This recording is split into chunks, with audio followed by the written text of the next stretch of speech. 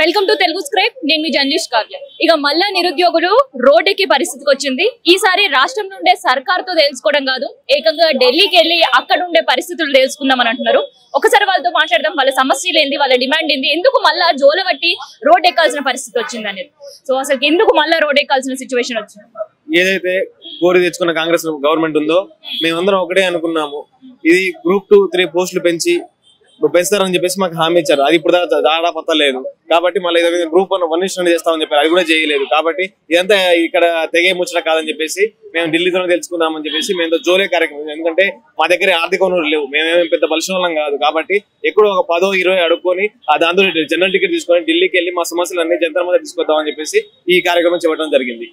మీరు జోల పట్టుకొని డబ్బులు యాచించే పరిస్థితిలో ఉన్నామని రోడ్ ఎక్కుతున్నారు, కానీ ఎందుకు మరి మీ ముందు ఇంతమంది పోలీసులు ఉన్నారు? అదే అర్థం కావట్లేదు. మీరు నిజంగా చిత్తశుద్ధి ఉంటే మీరు చేయాలనుకుంటే అసెంబ్లీ జరుగుతుంది, బడ్జెట్ లో ఎలాకెట్ లేదు, జాబ్ క్యాలెండర్ గురించి ముచ్చడం లేదు, పోస్ట్ కి పెంచుతుంది. ఏమన్నా ప్రతిపక్షాలు మాట్లాడుతాం, ప్రతిపక్షాలు ఎక్కడే ఉన్నాయి కదా, మేము స్టూడెంట్స్ ఇక్కడ మాట్లాడుతుంది. కాబట్టి మేము ఏదో గవర్నమెంట్ వ్యతిరేకంగా ఏం పోవట్లేదు కదా, మేము తెచ్చుకున్నాం, మేము యాత్రలు చేసినాం, కాంగ్రెస్ పార్టీ మేము గెలిపించుకున్నాం కదా, ఇక్కడ నుంచి చిక్కడపల్లి నుంచి దాదాపు రాష్ట్రం మొత్తం తిరిగాం కదా.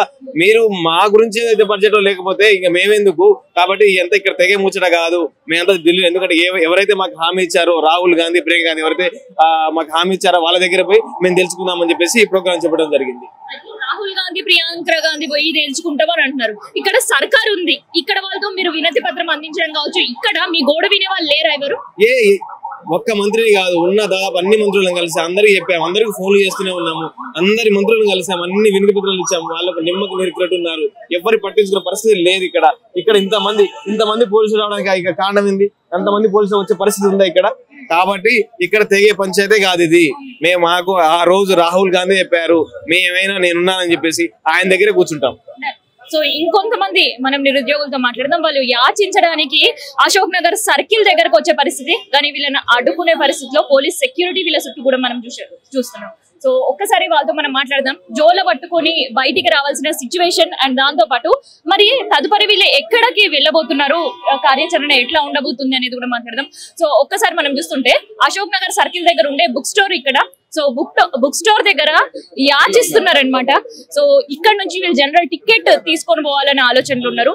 సో జోల పట్టుకొని యాచించే పరిస్థితి మీకు ఎందుకు వచ్చిందండి? మేము పోస్టులు పెంచి పోస్ట్ పోన్ చేయమన్నాం, పోస్టులు పెంచకుండానే పోస్ట్ పోన్ చేసిర్రు. గ్రూప్ 1 1:100 ఇవ్వలేదు. ఈ ఫుల్ బడ్జెట్ లో మాకు కనీసం మా ఉద్యోగాల గురించి కూడా ప్రస్తావించలేదు. ఇవే కాదు, పక్క రాష్ట్రం నిరుద్యోగ భృతికి అన్ని ఏర్పాట్లు జరుగుతుంటే ఇక్కడ నిరుద్యోగ భృతి లేదు, 5 లక్షల విద్యా భరోసా కార్డు లేదు. దాని తర్వాత నిరుద్యోగులకు ఇలా మీరు ఇచ్చిన ఉద్యోగాలు చాలా తక్కువ, కానీ ఈ ఉద్యోగాలు రానటువంటి వాళ్ళకు మీరు వడ్డీ లేని 10 లక్షల రుణాలు ఇస్తున్నారు. వాటి గురించి కూడా బడ్జెట్ అలొకేషన్స్ ఊసలేదు. కాబట్టి మేము జోలే పట్టుకొని ఆశించుకొని వచ్చిన డబ్బులతోటి చలో ఢిల్లీకి వెళ్ళి జంతర్ మంతర్ దగ్గర ధర్నా చేయాలని మేము నిర్ణయించుకున్నాం. దాని గురించే వెళ్తున్నాం. మీరు యాచిస్తున్నారు, మరి ఎందుకు ఇంతగానో సెక్యూరిటీ ఇక్కడ? మరి ఇక వాళ్ళకే తెలియాలి, మేము ఎవరికేమి ఇబ్బంది పెట్టడం లేదు. మేము అడుక్కోవడానికి కూడా వీళ్ళకు అంతగా ఇష్టం కూడా లేదు. మమ్మల్ని అరెస్ట్ చేయడానికి కూడా ఈ పోలీసు వాళ్ళందరూ కూడా అన్ని ఏర్పాట్లు చేసుకుంటున్నారు. మేము షాపులలోకి వెళ్తున్నాం. అన్న ఏరి అన్న నిరుద్యోగులు, మీ దగ్గర ఎంత ఉంటే అంత ఏరి. చూస్తున్నాం కదా, నిరుద్యోగులు ఉద్యోగాల కోసం చదువుకొని లైబ్రరీలో ఉండాల్సిన పరిస్థితుల్లో, కానీ ఇవాళ మనం చూస్తుంటే జోలవట్టి అడుక్కునే పరిస్థితి వచ్చింది. సో ఒక్కసారి షాపులతో కూడా మాట్లాడదాం. అన్న, ఇట్లా జోల పట్టుకొని నిరుద్యోగులు మిమ్మల్ని వచ్చి అడుక్కొని డబ్బులు సేకరించడం ఎట్లా అనిపిస్తుంది అసలు? చాలా బాధ అనిపిస్తుంది, చాలా బాధ అనిపిస్తుంది. స్టూడెంట్ ఇవే ఇట్లా చేస్తున్నారని చాలా బాధ అనిపిస్తుంది మాకు కూడా. ఎందుకంటే స్టూడెంట్ కి మేము చాలా ఏళ్ళ నుండి చూస్తున్నాం. ఇంకా తెలంగాణ వచ్చిన తర్వాత ఎవరికి ఎట్లా జాబ్స్ గిట ఇంకా అంతా నోటిఫికేషన్ ఫుల్ ఫీజ్ గా రాలే, ఎట్లా గవర్నమెంట్ ప్రాఫిట్ చేసింది అట్లా రాలే. మాకు కూడా చాలా బాధ అనిపిస్తుంది. మేము స్టూడెంట్స్ కావచ్చు, ఇక్కడ ఉండే నిరుద్యోగులు కావచ్చు, మీ దగ్గర స్టేషనరీ కొన్నికి వస్తుంటారు, బుక్కులు కొన్నికి వస్తుంటారు. అట్లాంటి వాళ్ళు ఇవాళ మా సమస్యకు పరిష్కారం ఇక్కడ దొరకలేదు, ఢిల్లీకి పోవాలని అడుక్కునే పరిస్థితి.